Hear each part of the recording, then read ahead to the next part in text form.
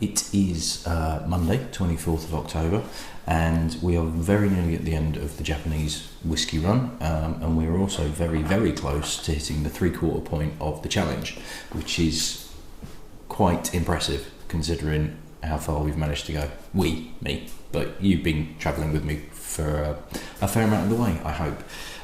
So tonight I'm going to do two because I need to get ahead of myself. I've got to do this one and upload it fairly sharpish. So we'll also do the 3/4 point as well.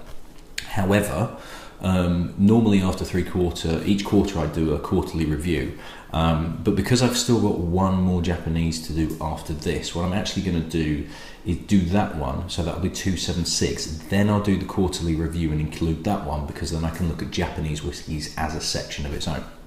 Because it could be that I could say this was the nicest Japanese one that I had, and then the one that I've got left could beat all of them to a pulp. So I'm just going to include that one in my quarterly review. So the first one we're going to have tonight is actually this one. I have the bottle myself, and I was very, very fortunate to receive this as a birthday present. It's my birthday on Friday, on the 28th, and I was out shopping with my parents and our little one on, God, when was that? Monday? And I'd already seen this in Marks and Spencer's, and because I'd taken out the Nicker from the barrel, because I already had a Nicker, the Nicker All Malt, I was looking for another Japanese to basically kind of replace it with, and I'd seen this at Marks and Spencer's a couple of weeks ago. So I basically said to my parents, look, if you want to get me a birthday present, and they did, because they're awesome parents and I'm very, very lucky. So this is unopened. This is Akashi, which is from the I'm going to go with Aigashima distillery. It's E-I-G-A Shima, and it's a distillery stroke brewery which is actually in a place called Akashi. It's Akashi City, which is near Kobe. This is where it is in Japan.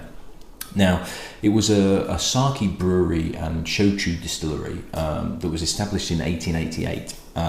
It wasn't a distillery then, sorry. It was a brewery that was doing sake and shochu that was founded in 1888. And in 1919, they actually had a license to distill and to distill whiskey. Now, they did some distillation, but not in any quantity to be able to say they were a whiskey distillery.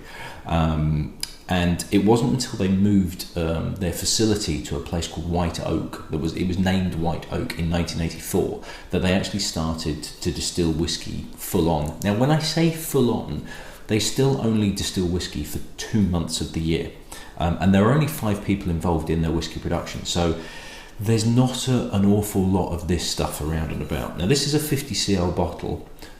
Very pretty indeed, as most Japanese whiskies tend to be, and this was £35 in Marks and Spencer's for 50cl rather than 70.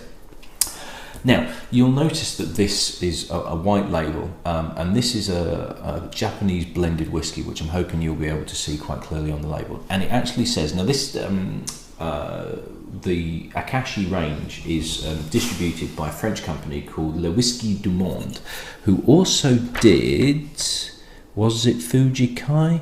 Yes, it was Fujikai, which isn't a great start, Le Whisky du Monde, because you didn't really pick much of a good one there, but we'll see how this one goes. And it says, you might be able to see it in here, I'm hoping it will come out clearly enough, where it does actually say Akashi whiskey produit au Japon, malt stroke grain. Now, I'm going to put a picture of another bottle of Akashi up, which looks like this, and it's basically the same, but it's got more of a grey label. That particular Akashi you can get in Japan, and that isn't actually a blend of malt and grain. It's a blend of malt and molasses. And with EU regulations and the Scotch Whisky Association and everything like that, you can't actually get that version over here. Now, Master of Malt do sell it on their website, and they're selling it for about 63 quid. I'm not sure how they're getting around that. And there was actually some confusion as to whether this was the molasses version as well. But this is, and it states it quite clearly, that this is malt and grain. It is a blended whiskey. Now, the malt themselves, they actually bring in from Scotland, the malted barley, and then they distill it.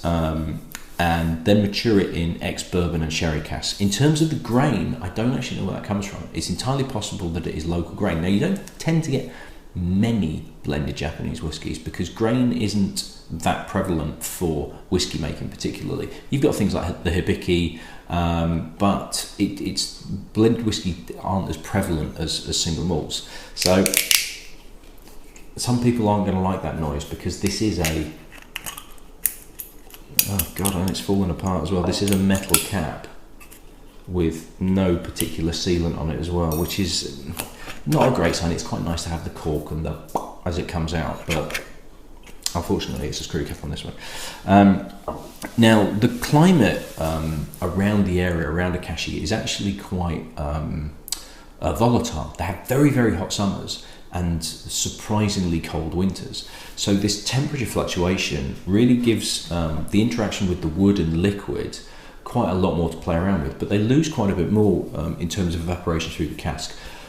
Typically in Scotland you're looking at about 2 to 3% per year. With Aigashima you're looking at about 7 to 8%, so it won't age as long because they're going to lose a lot more stock.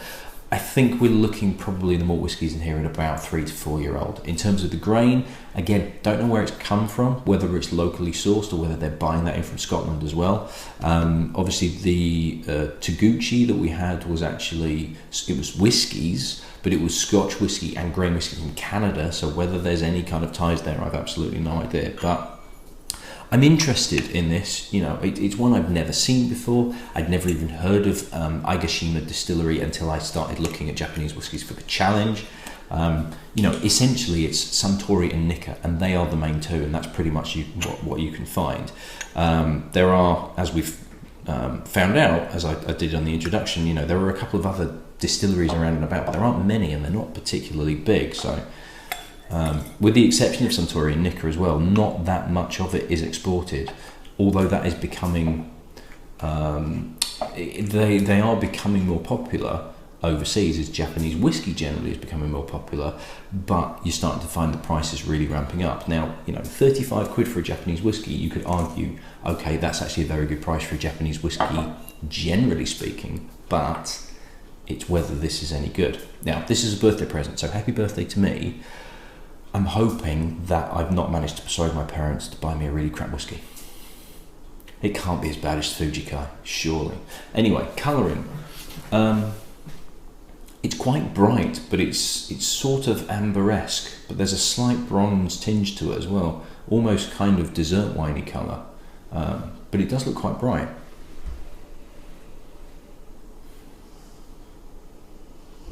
Interesting, there's a definite graininess coming through on this. There's a definite, almost Scotch blended whiskey characteristic where you do get the maltiness. There's a little bit of kind of sweet toffee, but then there is a slight harshness of grain, but it's not too overpowering, and it actually works really well. But yeah, it's definite. You could actually nose this blind and be fooled into thinking that this is a Scotch blended whiskey quite easily.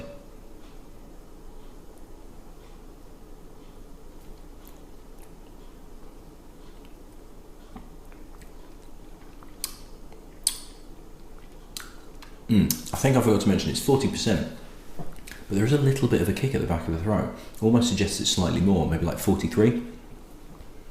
The grain whiskey is there. It's not, I'd probably think that it's probably like a 60%, 70% grain and the rest being malt. It's not particularly rich. There is more of a grain character to it. The malt is there, but the edginess of the grain is slightly overpowering it, just ever so slightly. It's quite light. There is a lightness to it. It could do with possibly a little bit more influence from the malt whiskies.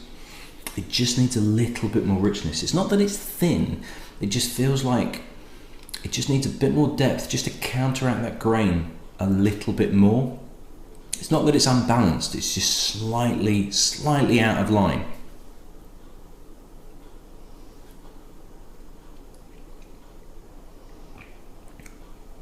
But it's eminently drinkable, and I'll be honest, you could easily think that was Scotch.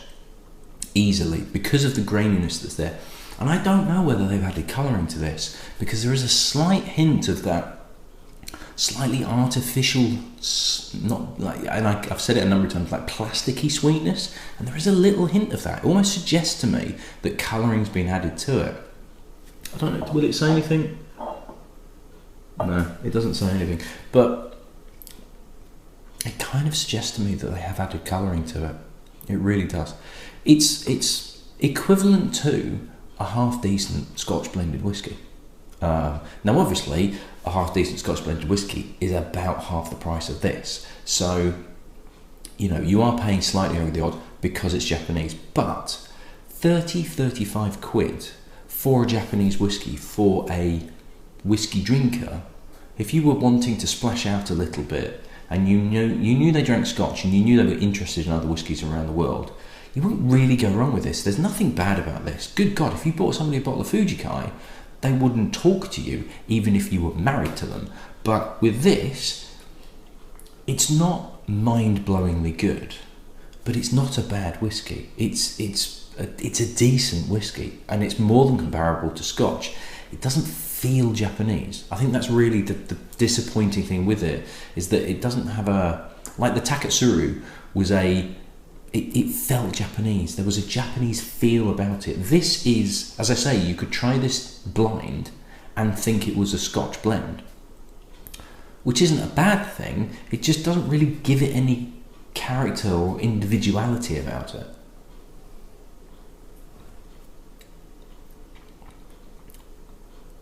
But all in all, it's okay. It's got quite a fruitiness to it. The balance of the grain and malt is like I say, it's only slightly out of whack. There is enough malty character in there. There is enough fruitiness, and it's a nice kind of sultanas and soft raisins that it kind of works. If you weren't in the right frame of mind, or one of those where it's in your mouth, and if you swallow just kind of the wrong way, you'll get too much grain and it will sort of burn a little bit. But if you get it the right way, or if you're in the right frame of mind and you're being a little bit more open, it's actually, if you pick up more of the fruitiness, it's a decent whiskey. It really is a decent whiskey. I'm glad I've got it. I'm looking forward to sharing it with some people as well, because I think it's well worth trying out. It looked beautiful on the shelf as well. So all in all, not a bad birthday present at all. Right, I'm going to do a quick rinse out, and then we shall carry on with something pretty special for our 3/4 point of the challenge. So I'll see you then. Cheers.